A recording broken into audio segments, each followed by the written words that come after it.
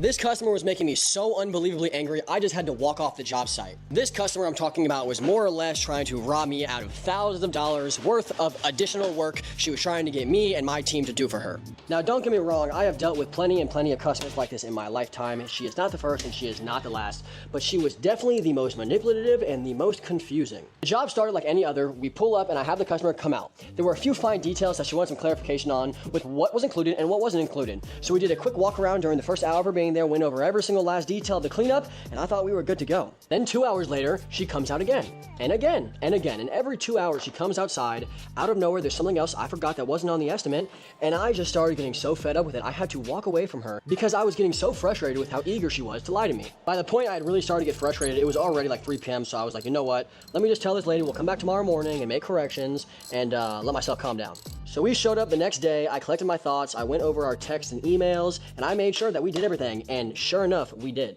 On a side note though, look how dirty these spark plugs are. Holy crap. These are the new ones I'm putting in here. I had to stay really firm in order for me not to get walked all over, and it turns out that I was correct in just about everything I was saying. And unfortunately, even the son had to come out and acknowledge that, yep, sorry, my mom was tripping, but at the end of the day, we made up and it was no big deal. If you like this style of me working on my truck while I tell a crazy story, make sure you give me a follow.